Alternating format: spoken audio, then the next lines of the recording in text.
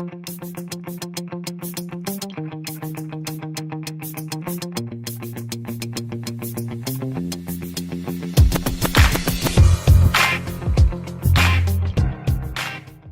right now, what I want to talk about is removals. Okay, so right now with Frank's car, what we're going to do is this chrome wrap has been on for a year and a half. Year and a half. Year and a half.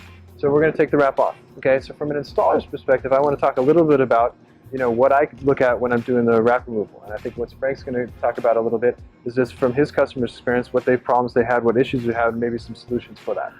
Yeah, what I'm excited about with this particular project that we have is we decided to go with a chrome wrap that was unlaminated. And I really wanted to test that. I live on a ranch. I drive this daily through snow, rain, all the elements. I wanted to see what happened with a chrome wrap, which is real popular right now. Absolutely. See what all the issues that happen as a result of that wrap. Absolutely. And so obviously we're going to show that. You're going to see that. You see it now. We're going to go over that. But then now we're going to come back over this vehicle after we remove this wrap. Yeah. And all the challenges associated with removing a wrap that's unlaminated. Yeah. And I know that my customers communicate to me that there are some challenges in removing a wrap that's unlaminated. Yeah, right? Absolutely. And I think, for me as an installer, and Frank's a distributor and stuff like that, and we're both passionate about car wrapping, this is our time to learn. This is my time I'm going to look at what the installers did when they wrapped this and see what they did good and maybe what they did bad, what stuck and what didn't. And Frank is going to see, maybe what didn't hold up on the car because it's unlaminated. Because for me right now, maybe it's going to be hard to see on the camera, is scratches. Okay, if you don't laminate anything, you're going to get scratches either during the installation process right here. I don't know if you can see it.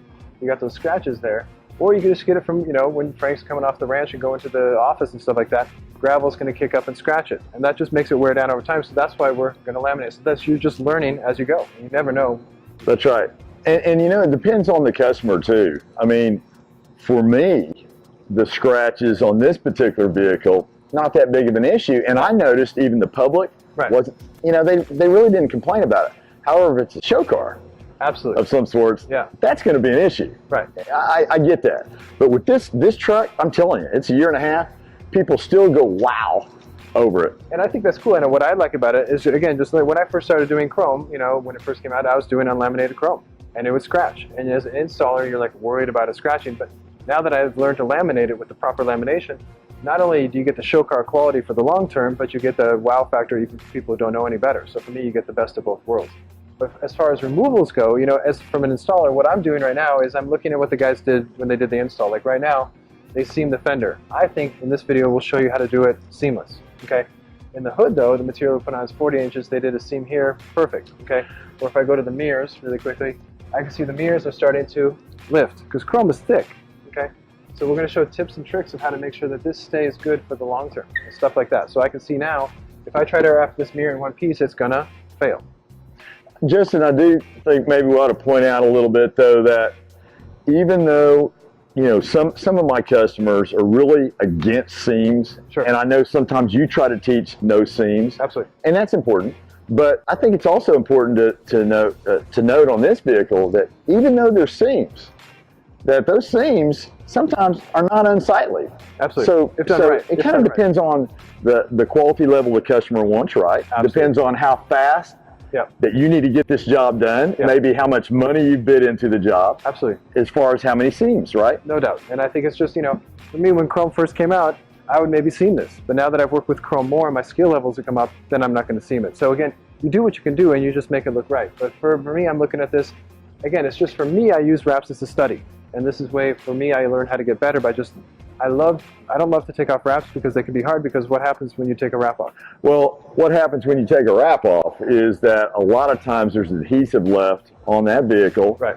And obviously I'm excited to see the techniques that you have in removing this wrap. I want to see what happens with an unlaminated chrome wrap, see if the material separates or tears, or I want to see how much adhesive is left. Right. Obviously, a lot of our customers communicate that heat is really important to use when removing a wrap, and I'm sure that's what you're going to show us, right, Justin? Absolutely. Some people use IR heaters, some people use torches, some people use heat guns and stuff like that.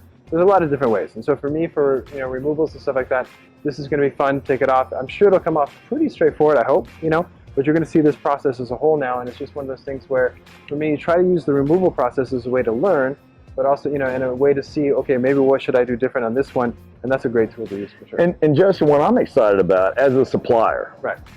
I'm always interested in the tools that you use, Yeah. and I know that we may find that some tools work better than others, or we may find that, hey, you got to use a combination of tools, Yeah. a combination of techniques, maybe even the solutions and the type of heat guns and all that's really interesting to me because we sell a lot of those tools and supplies, so and I'm it's excited about it. And it's about time and money. Even though we're not wrapping, taking it off the car is money and time. Okay. Oh yeah, and there's no doubt that, yeah, you spend a little bit of money on tools and Sure. supplies, but I'm sure you found that usually that pays for itself. Absolutely. So you got to invest and do it right. So that's what we're going to do in this video now. Enjoy. Thanks.